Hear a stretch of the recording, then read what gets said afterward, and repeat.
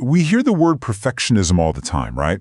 And for a lot of us, we wear it like a badge of honor, like it's the secret sauce for success.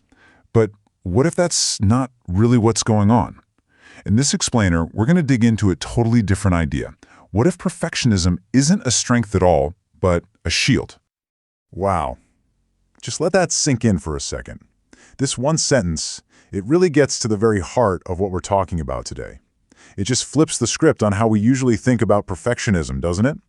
The idea here is that maybe, just maybe, you aren't actually striving for excellence. You're just trying to be safe. It's not about chasing the win, it's about desperately trying not to lose. Okay, so let's start with what we all think we know. Our first section, the pursuits of excellence.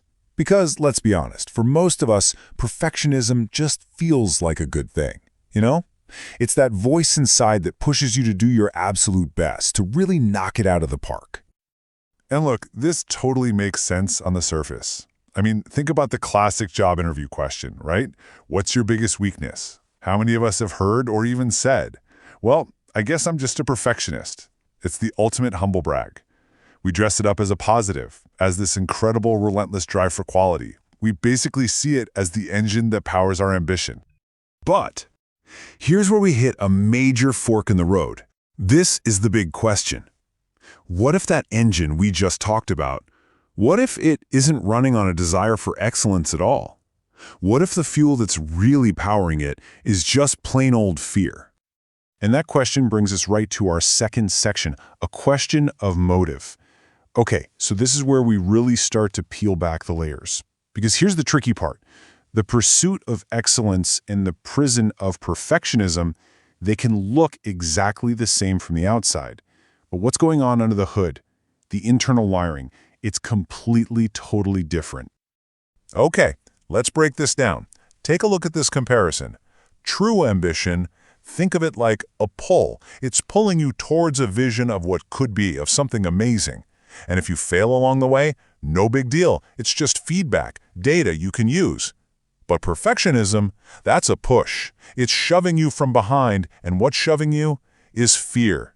And in that world, failure isn't just feedback. It's a full-blown catastrophe. It feels like a final judgment on who you are as a person. So if the real motive is just to be safe, to avoid that sting of criticism, then what are we really talking about here?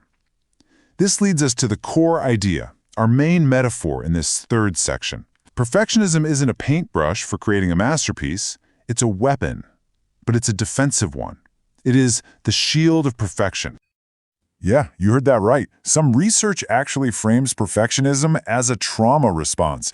I mean, just pause and think about that for a second. It suggests it's a learned survival skill, something you picked up to cope with a world that felt chaotic or unsafe or just unpredictable. So the real goal isn't to make something beautiful.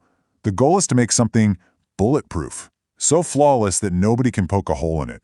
Because if they can't find a flaw in your work, then maybe, just maybe, they can't find a flaw in you. So how does this shield even get built in the first place? Well, it usually starts with fear, right? A fear of being judged, a fear of the unknown. That fear then creates this intense, desperate need to feel in control. And what's the strategy for gaining control? Being flawless. The logic goes something like this. If I can just be perfect, then I'll be safe. And when you repeat that strategy over and over and again, it hardens. It goes from being a choice to a reflex, and eventually, it becomes this heavy shield that you carry with you absolutely everywhere. Okay, so where do we go from here? That brings us to our final section, redefining flawless ambition. Because really, understanding this difference between being pushed by fear and being pulled by a vision, that's everything. It's the key that unlocks it all. It lets us untangle that healthy drive to succeed from the anxious need to be flawless. And once we do that, we can start to build a whole new idea of what ambition can be. And this leads us to a really powerful final metaphor, the shield versus the compass. Think about it. A shield, what's its job? It's purely defensive. It's there to stop you from getting hurt. It's heavy. It kind of keeps you stuck in one spot, always worried about the next attack, terrified of making a mistake. But a compass is totally different. It's all about moving forward. It guides you. It points you in a direction, even into the unknown. A compass doesn't care about mistakes. In fact, it uses them to help you get back on track. Now that is what healthy ambition actually looks like. So, I want to leave you with one final question to think about. Just imagine for a second all the energy you spend, day in and day out, holding up that incredibly heavy shield. What would you do with all that energy? What could you build? What worlds could you explore if you just set the shield down and picked up a compass instead? Where would you even begin?